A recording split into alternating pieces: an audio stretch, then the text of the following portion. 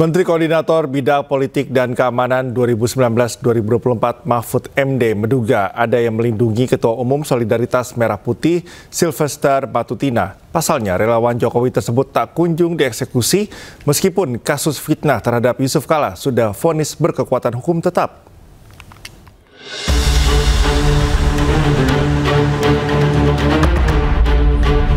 Ketua Umum Solidaritas Merah Putih Sylvester Matutina sudah divonis 1 tahun 6 bulan penjara atas kasus fitnah dan pencemaran nama baik Wakil Presiden ke-10 dan ke-12 Republik Indonesia Yusuf Kalla pada 2019.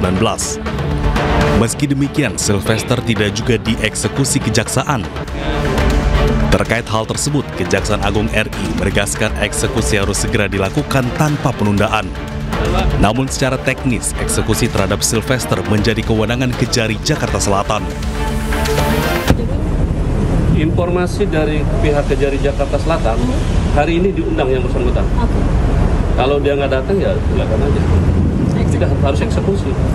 Kalau nggak salah hari ini. Pastikan aja nanti. Coba tanya nanti ke pihak Kejari Jakarta Selatan. Tapi yang kemarin saya informasi harus segera. Yang sudah inkrah.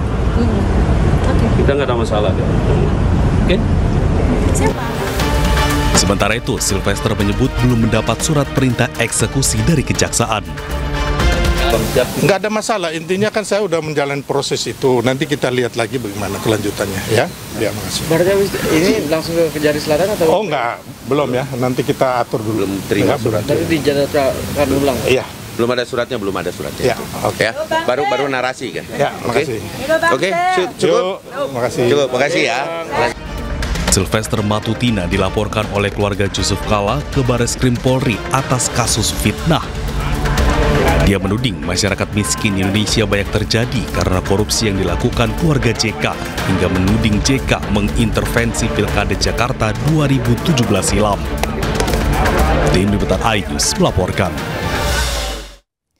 Ya, Aliansi Rakyat untuk Keadilan dan Kesejahteraan Indonesia mengajukan permohonan pemeriksaan pra-peradilan tidak sahnya penghentian penuntutan Sylvester Matutina terkait perkara pencemaran nama baik Yusuf Kalla. Hal itu dilakukan karena Sylvester yang juga relawan Jokowi itu tak kunjung dipenjara oleh kejaksaan. Telah mendaftarkan pra-peradilan, gugatan pra-peradilan kepada Pengadilan Negeri Jakarta Selatan melawan Kejaksaan Negeri Jakarta Selatan selaku termohon. Pra-peradilan ini kami ajukan dengan substansi terkait tidak sahnya penghentian penuntutan terhadap terdakwa yaitu Sylvester Matutina dalam perkara pencemaran nama baik terhadap Bapak Yusuf Kalla. Kejaksaan Negeri Jakarta Selatan belum juga melaksanakan eksekusi terhadap putusan tersebut dalam bentuk melakukan penahanan terhadap Sylvester Matutina. Ini kan proses yang sudah berlarut-larut. Dari 2019 sampai dengan sekarang, belum juga isi putusan tersebut dilaksanakan dan dieksekusi, padahal putusan tersebut sudah inkrah. Ini tentunya menimbulkan pertanyaan bagi masyarakat luas. Ada apa dengan kejaksaan? Apakah dalam tanda kutip, kejaksaan ini memang tidak berani untuk segera melaksanakan eksekusi penahanan terhadap Sylvester? Atau ada faktor lain? Karena kan ini putusan sudah inkrah, sudah berkekuatan hukum. Ke informasi selanjutnya, pemirsa, ratusan mahasiswa Universitas Mula Warman, Samarinda, Kalimantan Timur membalikan badan saat Wagub Kaltim berpidato. Ya, aksi tersebut dilakukan sebagai bentuk protes terhadap kebijakan program beasiswa yang tidak merata dan tidak adil. Kalah ke sana nih. Di foto ya? Anak-anak, balik ke depan. Semua sini, balik. Ratusan mahasiswa baru FKIP Universitas Mula Warman kompak berbalik badan saat Wagub Kaltim Seno Aji berpidato. Peristiwa ini terjadi saat kegiatan pengenalan kehidupan kampus mahasiswa baru di GOR 27 September Unmul. Wagub Kaltim Seno Aji yang sedang berbicara di panggung sempat tersenyum dan heran atas aksi tersebut. Sementara seorang moderator mencoba mencairkan suasana.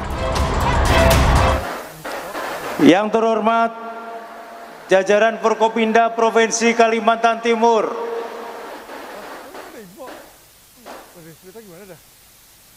ini kenapa berbalik arah sana nih? Di foto ya. Anak-anak, balik ke depan. Semua sini, balik. Gubernur BEM FKIP Unmul Muhammad Reski Nur Ilman menyebut aksi ini bentuk protes terhadap kebijakan beasiswa gratis POL yang dinilai belum dijalankan secara merata. Padahal program tersebut seharusnya membebaskan mahasiswa dari biaya uang kuliah tunggal.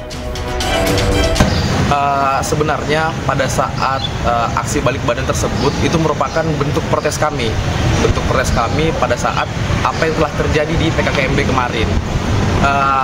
Panggung maba seharusnya menjadi pengenalan kehidupan kampus, namun kita dipertontonkan dengan romantisme para pejabat dan dengan adanya unsur-unsur militerisme di dalamnya. Jadi seperti itu. Ini adalah bentuk sikap kami sebenarnya. Ini adalah bentuk sikap untuk bagaimana membuka ruang demokrasi yang seluas-luasnya dalam kehidupan kampus. PKKMB Unmul tahun ini diikuti ribuan mahasiswa baru dari berbagai fakultas, termasuk 6.000 lebih mahasiswa angkatan 2025 di kampus terbesar se-Kalimantan Timur tersebut. Mahasiswa berharap pemerintah dapat melakukan evaluasi dan memastikan program bantuan pendidikan benar-benar menyentuh seluruh lapisan mahasiswa tanpa ada diskriminasi. Dari Samarinda, Ardi Wirya Ainus melaporkan. KPK meningkatkan dugaan korupsi kuota jemaah haji tahun 2023-2024 dari penyelidikan ke penyidikan. Selain itu, KPK juga akan kembali memanggil Menteri Agama era Jokowi, Yakut Khalil Qomas, termasuk tengah membidik aktor utama dari perkara tersebut.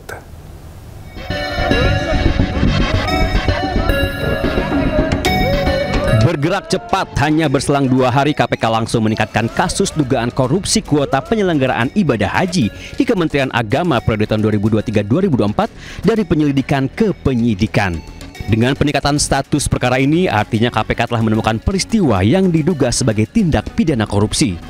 Menurut Deputi Penindakan dan Eksekusi KPK Asep Guntur Rahayu, walaupun belum menetapkan tersangka dalam perkara ini, namun KPK akan kembali memanggil Yakut Khalil Qomas. Kita juga akan jadwalkan untuk pemanggilan terhadap beberapa pihak, termasuk Saudara YCK. Selain berencana memanggil kembali Menteri Agama era Jokowi itu, KPK juga telah mengincar sang aktor utama sebagai pemberi perintah dalam pemberian kuota haji yang tidak sesuai aturan.